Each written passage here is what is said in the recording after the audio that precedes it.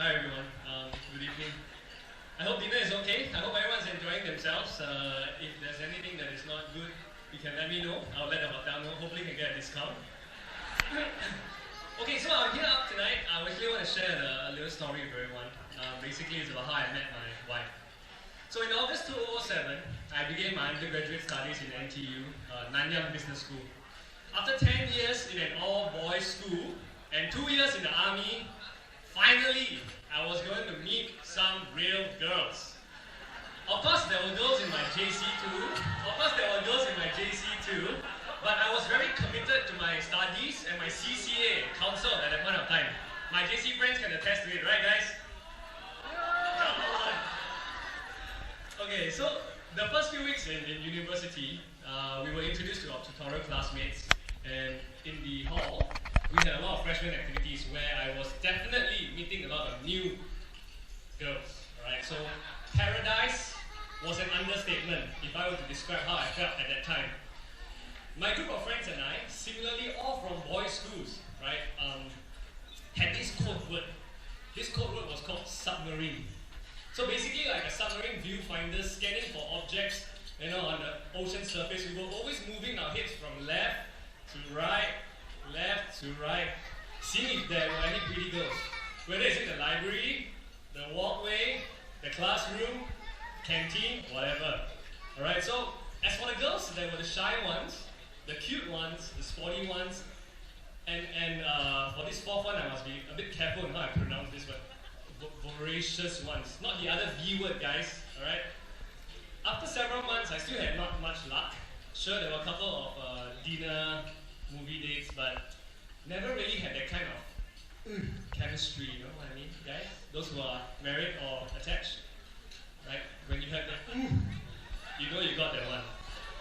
Okay, so after 4 months into the first semester, during an economics lecture, I was as usual in my submarine mode in lecture theatre, right, looking left and right. When all of a sudden, right at the corner of the lecture theatre, I spotted a yellow hair clip, guys. And then I nudged my brother. I said, "Hey, bro, target spotted."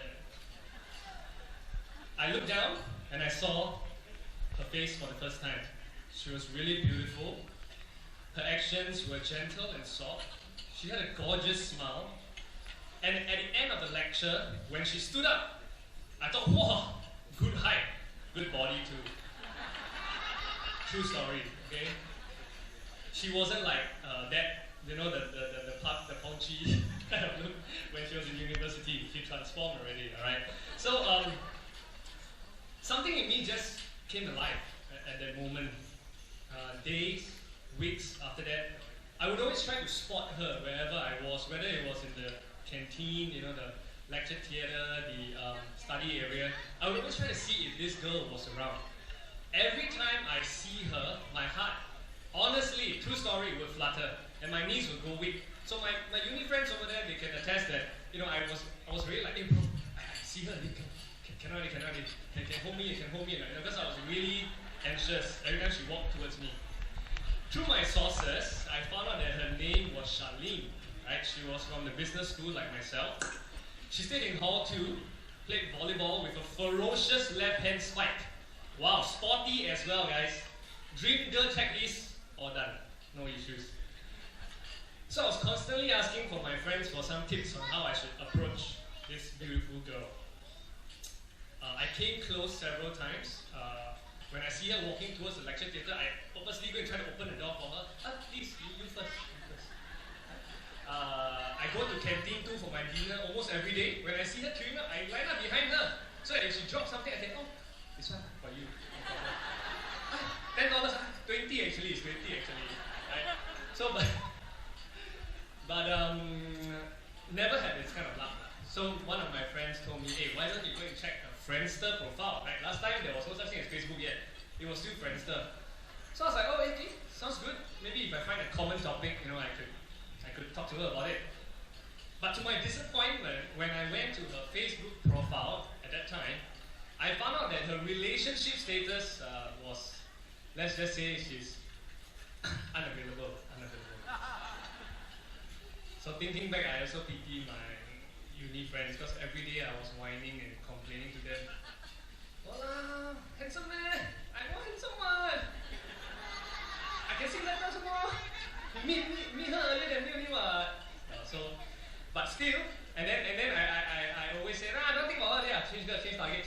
go scan again, you know. But every day after school, I go back, check Friendster profile, see her photo, check Friendster profile, see her photo. So then one day after, a few months after that, in March 2008, as usual, I was surfing her Friendster page. I saw that the relationship status was now single and available.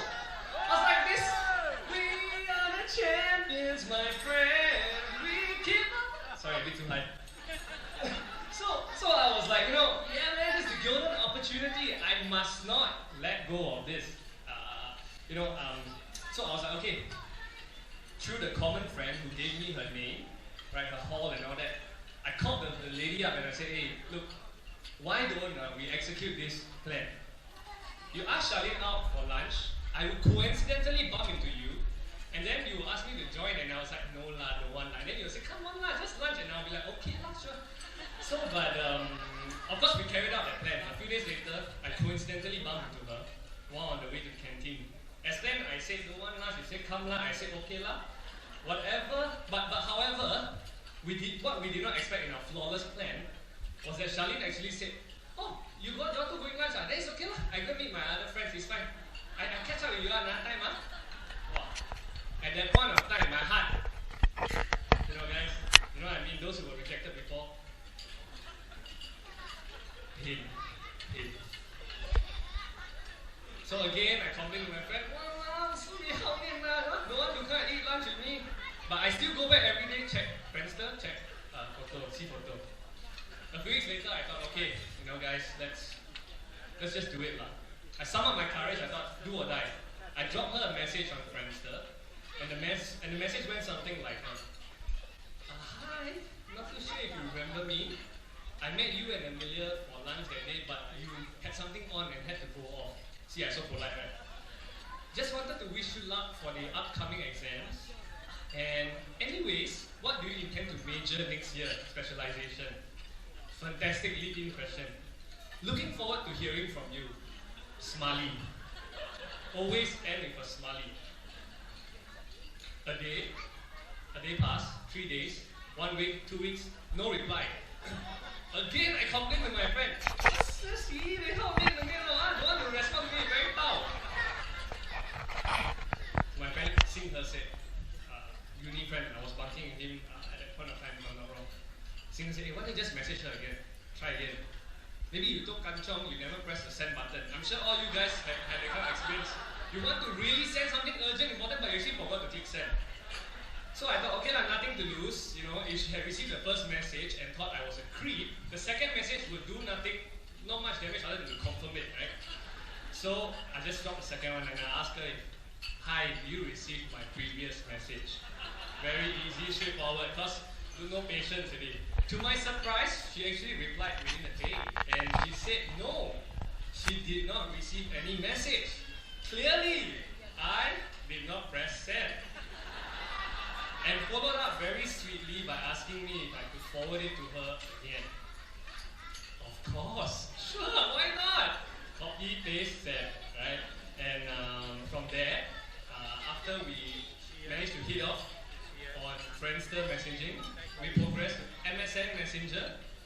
Those of you who use it before, you know what I mean. Chat till 3 a.m. kind of thing, a lot of smileys, expressions. Not as much as today's WhatsApp and Facebook, but good enough to tell her that I have feelings, right? And then of course we went on dates, as you've seen in our video earlier. And finally on 1st June 2008, we held hands just as we were about to cross the road at City Hall Junction. Yeah. What happened on that day was that I told her I was not feeling well. I was having a fever, back not so good. And she needed to hold me to cross the road safely. So sometimes, guys, telling the girl that you don't feel well doesn't mean you're weak. It's just another opportunity. Alright, so ladies and gentlemen, that was how I met my wife. I hope that you would really find a bit more meaning in this wedding, because this love story is really through a lot of perseverance and determination. From my side, of course, her side just said yes, simple gouting. But I want to say that it has been the best thing that has ever happened to me. And I'll say how I won her heart for another time. Alright, thank you. See you guys again.